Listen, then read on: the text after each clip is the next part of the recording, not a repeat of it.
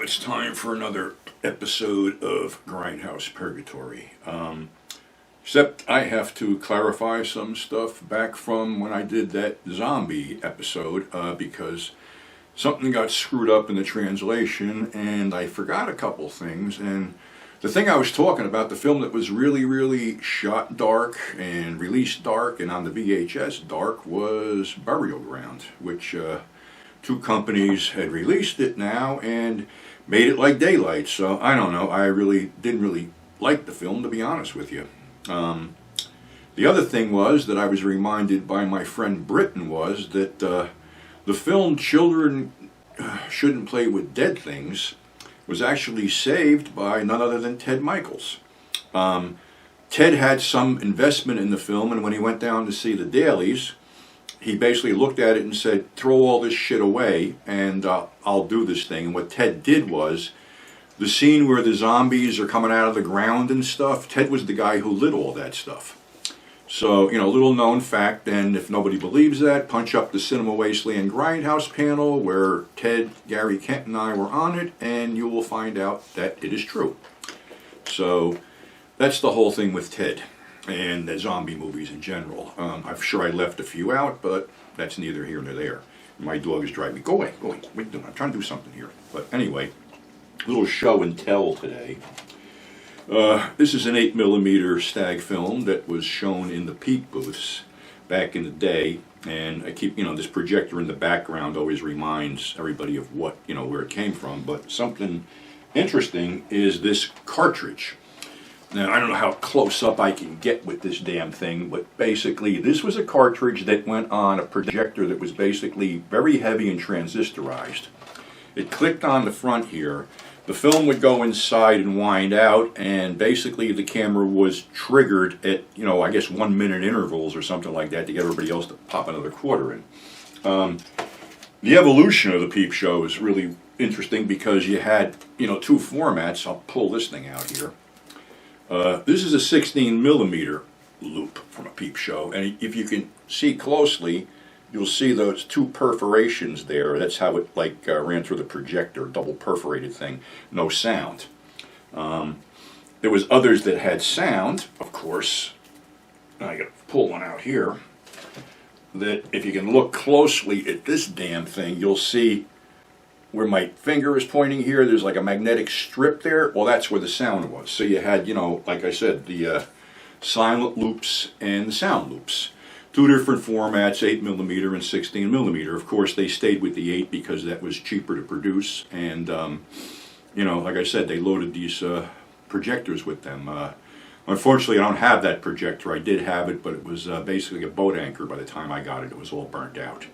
You got to figure that some of these projectors back then pretty much ran 24/7, so their shelf life was pretty much bad.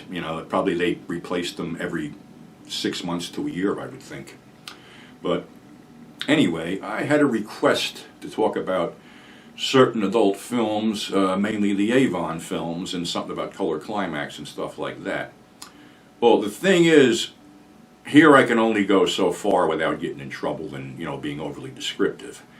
But the thing about the Avon films is there's a ton of misinformation out there, pretty much perpetrated by one guy who everybody thought was the end-all, be-all of, that whole deal. The video store nerds love this guy. He put out a magazine called The Sleazoid Express, and I'm not disputing the fact that he turned a lot of people onto films that they ordinarily wouldn't have seen. But the thing is, he wrote something about being involved in the whole Avon thing, and unfortunately, none of it's true. He wrote something for Alpha Blue Archives, and I have talked to David about it because David, even mentioned that he was unhinged. And it wound up that basically everything he said about this was completely untrue. To verify this before anybody gets pissed off at me, just punch up the Rialto report and look for Avon Films, Phil Prince interview, Murray Orphan, and it'll all tie it together. But the bottom line is that the rumor spread around is that a woman, Shelley Wilson, who owned the Eros theaters, Eros 1 and Eros 2, the Eros 2 became the Venus because the Eros 1 was a gay adult house. and she owned the Venus. She did not have anything to do with the Avon empire other than showing some of the films. She was basically considered a pain in the ass and wanted her own thing going on, but that wasn't ever going to happen. She was just a minor player in the scheme of things, even though she lived to be about 100 years old. She actually had an apartment right over the Venus. The guy who was behind the whole Avon thing was a guy named Murray Orphan, who was back in the 40s, did that whole dime a dance prostitution thing, which he got busted for. Well, Murray, like any, good connected guy, wanted to stay out of the spotlight and behind the scenes. So, adult films had crested, in the mid-70s, and now we had like 35 millimeter extravaganzas being shot. Murray basically was running a few houses, few theaters, and was curious about what was drawing people in. People wanted to see different stuff, so he had asked his associates what scenes were getting, the most reactions from the crowd, and those were the, B&D, S&M, abduction, and weird, crap like that. So what Murray did was he basically started a movie company, Avon Films. And what he did was he bought up leases of unrentable properties around 42nd Street and Times Square and turned them into theaters. You had the Avon 7, the Avon 42nd, the Avon Hudson. And basically he hired directors that were skilled in these really, bizarre films, so to speak, because he had people like my friend Carter Stevens shoot stuff like Wicked Schoolgirls and Bizarre Styles, and another guy named Joe DeVarian who shot a bunch of stuff that was like abduction and rape and torture stuff with Vanessa Del Rio, Sharon Mitchell, and the others. And of course Sean Costello, who shot a bunch of really weird and twisted stuff. And the crazy crown jewel of the bunch was Phil Prince, who basically got some kind of weird bad rap about this whole thing. But what happened was they were basically shooting films that were thrown up by the Mies Commission back in the 80s as the most vile and mob-controlled, reprehensible forms of pornography. Okay, well, you throw the worst of the worst up. What happened was, they were making these films. These films were completely successful, except that there was a bunch of stuff going on behind the scenes. It seems like Joe Devanian, or whatever his name was basically stealing prints, and there was a rumor that he had been murdered, and the rumor was true. Don't know who did that whole deal, like I said, but anyway. Phil Prince was a live sex show performer with his wife Teresita. What happened was that Phil was also involved heavily in cocaine, and his wife went to visit a friend who was a dealer, and they were visited by rival dealers, and there was a horrible murder. Teresita was killed along with her girlfriend. Someone led it to believe that it might have been Phil who did it, but it wasn't Phil. Phil was completely devastated by the whole thing. Phil had seen what Murray had paid Carter Stevens to do a film and said that he could do it a lot cheaper. So they handed it over to Phil. Phil came up with some of the most twisted, depraved films from the Avon chain. Taming of Rebecca, Story of Prunella, things like that. Another misnomer is that some of these films that Phil did were shot in the basements of these theaters, which they weren't. All this stuff was shot at a decaying movie studio called Adventure Studios. I believe it was in Brooklyn. Phil's big star was speed freak George Payne, who was a darling of the gay films for a while, but his drug use had aged him where he had, white hair and things like that. The guy was in very good shape.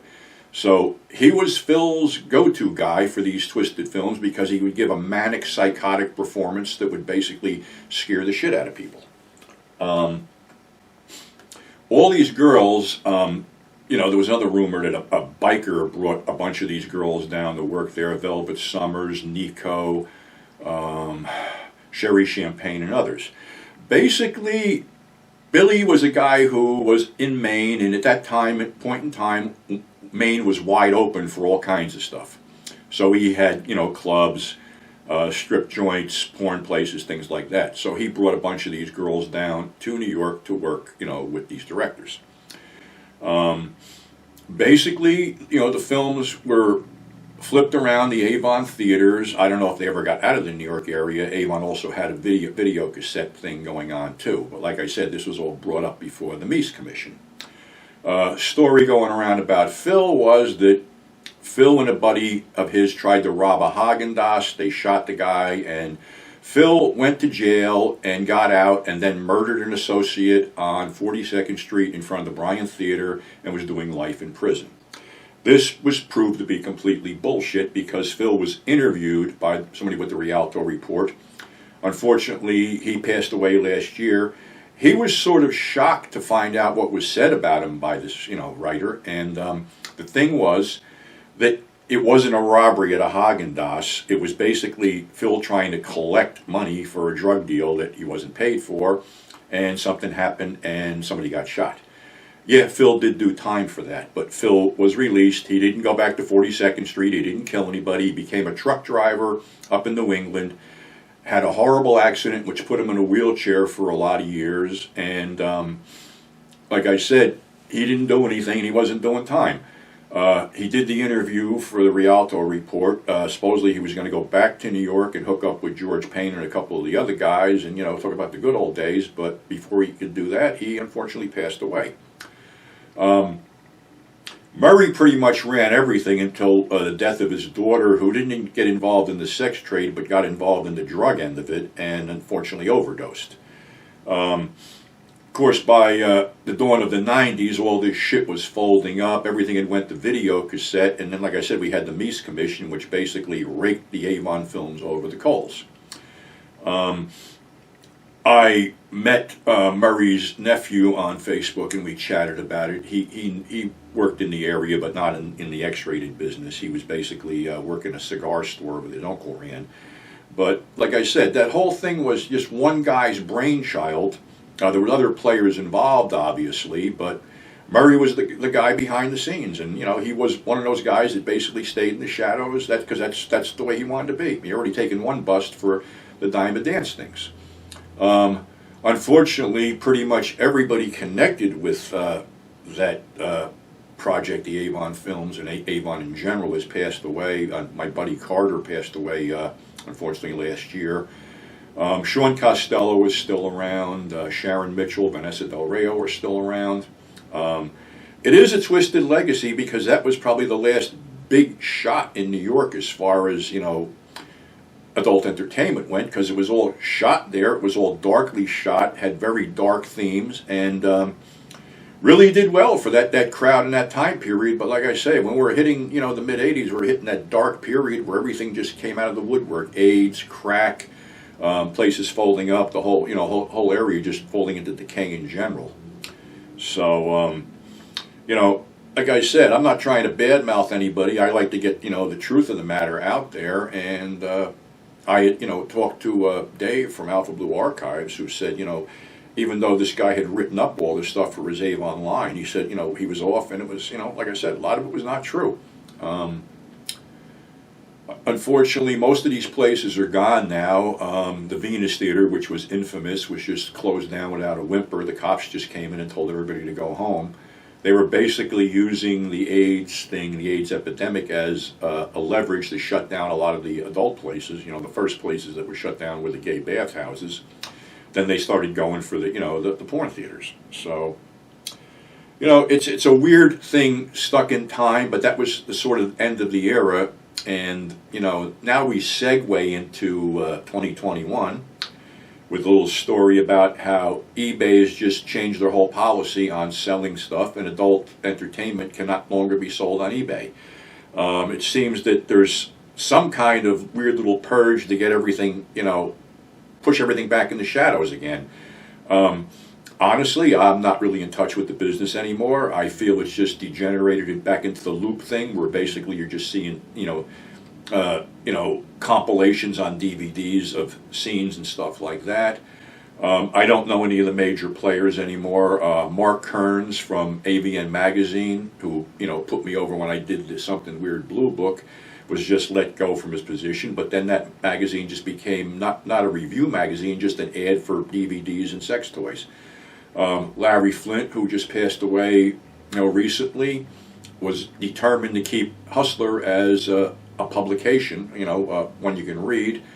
But I think whoever's in charge now just made the decision to go all digital, so no more Hustler magazine. So things are changing rapidly, and not for the better, unfortunately. But you got to understand something. I lived the era when this was all fresh and new, and basically possession and sale of this little devil, which I was selling when I was 18 years old, was a jail sentence. What you could be prosecuted, and all kinds of shit would go down. So, yeah, we came a long way from then, and people like Al Goldstein, Larry Flint, my boss, guys I worked for and with, took busts on this whole thing. I will never crap on the business because it's paid my bills for the last 50 years. I've been, selling this stuff on and off for the last 50 years. It doesn't hurt anybody. It fuels fantasies, and it keeps some people gainfully employed. So I don't get what's going on. I will never go out of business, obviously. I will find a way to keep doing this. But it's just sad where we live in a country where there's gun violence every day. There's unrest. People are out of work. But the big boogeyman is still adult entertainment. And it shouldn't be. But, that's my opinion. And, you can't, you just got to stay in there and fight for what you believe is right and fight for what you want to see. Because I don't go for censorship in any way, shape, or form. And, basically what eBay is pulling is censoring me. And I pulled my account because I'm not going to deal with it. Like I said, I will find a better way. But until then, things are getting a little better. We might be able to take the masks off and socialize down the road. So until then, thanks for tuning in. Thanks for subscribing. Everybody stay safe, and we'll catch you on the next episode. So again, take care and mask up.